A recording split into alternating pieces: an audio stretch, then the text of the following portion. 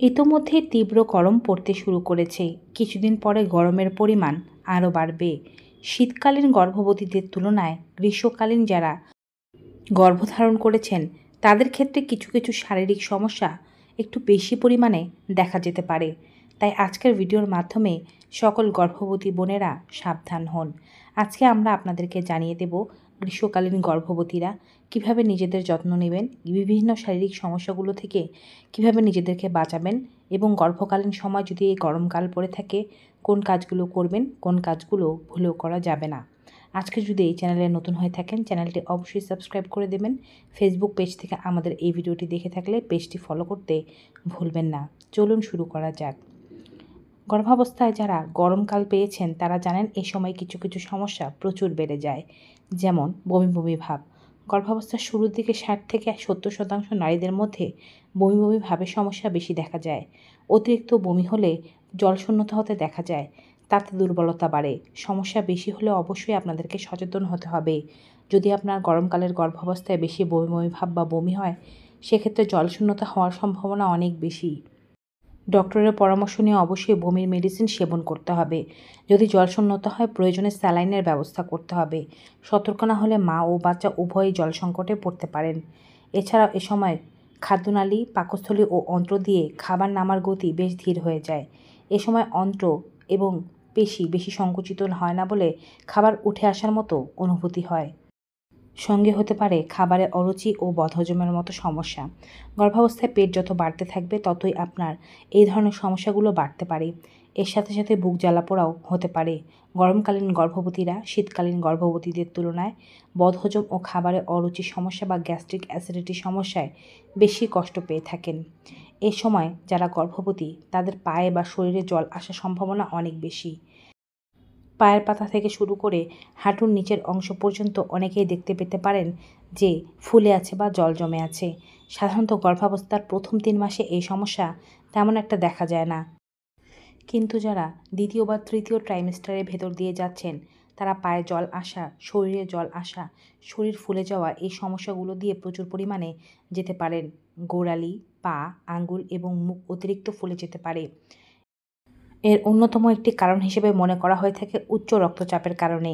অনেক সময় স্বাভাবিকভাবেই আপনার জরায়ুর বর্ধিত হওয়ার কারণে পায়ের নিচের অংশে রক্ত চলাচল সঠিকভাবে না হওয়ার কারণে সেখানে জল জমে পা ফুলে যেতে পারে। সেক্ষেত্রে আপনি যদি রেস্ট নেন কিংবা পা ঝুলিয়ে না বসেন, পা যখন বসেন তখন সমতল জায়গায় রেখে বসেন, ঘুমানোর সময় পা দুটো বালিশের সাহায্যে একটু উঁচু করে রাখেন, জলের ইনটেক ঠিক রাখেন, সেক্ষেত্রে পা বা শরীরে এই জল আসার পরিমাণ ধীরে ধীরে কমে যাবে।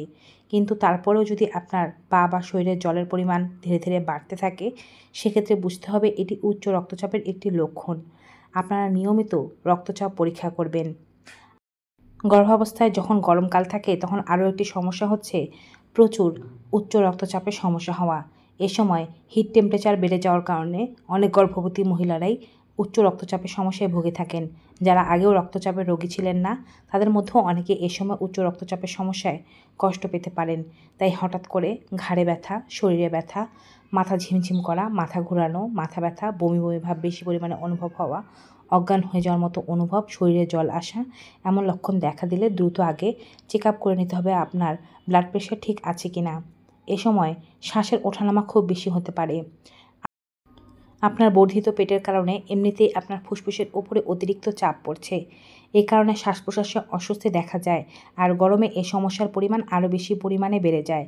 দেখা যায় গর্ভবতী মহিলাদের শ্বাসকষ্টের সমস্যা শুরু হয়ে গিয়েছে, তারা ঠিকমতো শ্বাস নিতে পারছেন না। গর্ভবতী মহিলারা অন্যদের তুলনায় একটু বেশি পরিমাণে গরম বোধ করে থাকেন। আপনি যখন গর্ভবতী তখন আপনার শরীরে রক্তের পরিমাণ 1 থেকে 1.5 লিটার পর্যন্ত বেড়ে যেতে পারে। তাই আপনার শরীরকে আর্দ্র রাখা খুব বেশি জরুরি। এ সময় শরীরে প্রচুর পরিমাণে জল দরকার, আর তাই আপনার গরমের ভাবও বেশি পরিমাণে অনুভব হতে পারে যদি আপনার জলশূন্যতা থাকে। গর্ভাবস্থায় গর্ভবতী মহিলারা চেষ্টা করবেন অতিরিক্ত গরম ভাব থেকে মুক্ত হওয়ার জন্য নিয়মিত ও রেগুলার বেসিসে জল, মিষ্টি জাতীয় বিভিন্ন ধরনের খাবার, তাজা ফল ইত্যাদি খেতে। গর্ভাবস্থায় শরীরকে শীতল রাখার জন্য কিছু কাজ আছে যা আপনার ও আপনার বাচ্চার জন্য খুবই ভালো। যেমন আপনি যদি গর্ভাবস্থায় অতিরিক্ত পরিমাণে গরম বোধ অনুভব করে থাকেন, সেক্ষেত্রে গরম জায়গায় না থেকে ফ্যানের বাতাসের নিচে বসে বিশ্রাম নিন, প্রয়োজনে শুয়ে বিশ্রাম নিন। এছাড়াও গরমে আরও একটি সমস্যা গর্ভবতী মহিলাদেরকে কষ্ট দেয়, সেটি হচ্ছে তাদের শরীরে প্রচুর পরিমাণে র্যাশ, চুলকানি, অ্যালার্জি, ঘামাচি, বিখাউজের মতো সমস্যা দেখা দিতে পারে। এমনিতেই গরমের মধ্যে গর্ভবতী মহিলাদের স্কিন অনেক বেশি সেন্সিটিভ হয়ে যায়, আর ঘামের কারণে এই সমস্যাগুলো আরও বাড়তে পারে। তাই সবসময় শরীরকে ঠান্ডা রাখার জন্য চেষ্টা করতে হবে। প্রয়োজনে ঠান্ডা জল দিয়ে শরীর ধুয়ে ফেলতে হবে কিংবা মুছে নিতে হবে, যেন ঘামাচি বা র্যাশ বেশি পরিমাণে না হয়। গর্ভবতী মহিলারা গরমের হাত থেকে বাঁচার জন্য অবশ্যই আরামদায়ক পোশাক পরবেন। এই সময় সুতি বাদে অন্য কোনো পোশাক পরবেন না। সুতির পোশাকও আঁটসাঁট হওয়া যাবে না। ঢিলেঢালা পোশাক পরার চেষ্টা করুন। শরীরের ঘাম শুষে নিতে পারে এমন পোশাক পরার চেষ্টা করুন। আপনি যদি আন্ডারওয়্যার এর পাশাপাশি যদি কোনো আন্ডারগার্মেন্ট পরে থাকেন, তা অবশ্যই সুতির হতে হবে এবং দিনে 2 থেকে 3 বার পরিবর্তন করতে হবে। ভালোভাবে ধুয়ে রোদে শুকানো আন্ডারগার্মেন্ট ছাড়া আপনি অন্য কোনো আন্ডারগার্মেন্ট ব্যবহার করবেন না, নতুবা কিন্তু এটি ইনফেকশনের কারণ হতে পারে। এছাড়াও আপনি যদি গর্ভবতী হয়ে থাকেন, জল পানের কোনো বিকল্প নেই। আপনি যদি পর্যাপ্ত পরিমাণে জল পান করেন, এটি আপনার শরীরে জলশূন্যতা হতে দেবে না। শরীরে জল জমার সমস্যা থাকলে তাও কমিয়ে আনতে সাহায্য করবে। সোডিয়াম, পটাশিয়াম ও ইলেকট্রোলাইটসের যে ব্যালেন্স আছে তাকে ঠিক রাখতে সাহায্য করবে। তাই গর্ভবতী বোনেরা গরম পড়লে কোনোভাবেই জলের পরিমাণকে কমানো যাবে না। 8 থেকে 12 গ্লাস দৈনিক অবশ্যই আপনাদেরকে পান করতে হবে। গরমকালীন যারা গর্ভবতী আছেন তাদের কম জল পান করার কারণে বাচ্চার চারপাশে যে অ্যামনিওটিক তরল বা ফ্লুইড আছে সেটির পরিমাণও কিন্তু কমে যেতে পারে। তাই এ বিষয়ে সতর্ক থাকা উচিত। আপনার স্কিনে যদি কোনো সমস্যা না থাকে, তবে এ সময় কোনো প্রকারের বাড়তি লোশন, ময়শ্চারাইজার, সানস্ক্রিন এগুলো ব্যবহার করা উচিত নয়। বিশেষ করে সানস্ক্রিন অনেকেই ব্যবহার করেন, মনে করে থাকেন এটি গর্ভাবস্থায় নিরাপদ। তবে কিছু কিছু সানস্ক্রিন আছে যা রেগুলার বেসিসে ব্যবহার করলে আপনার বাচ্চার জন্য এটি মারাত্মক ক্ষতিকারক হতে পারে। যদি স্কিন খুবই সেন্সিটিভ হয়ে থাকে, কোনো না কোনো কিছু ব্যবহার করতেই হয়, সেক্ষেত্রে ডক্টরের পরামর্শ নিয়ে ব্যবহার করবেন। গরমের হাত থেকে বাঁচার জন্য যদি কোনো প্রকারের পাউডারও ব্যবহার করতে হয়, সেটিও গর্ভাবস্থায় নিরাপদ কিনা তা জেনেই ব্যবহার করতে হবে।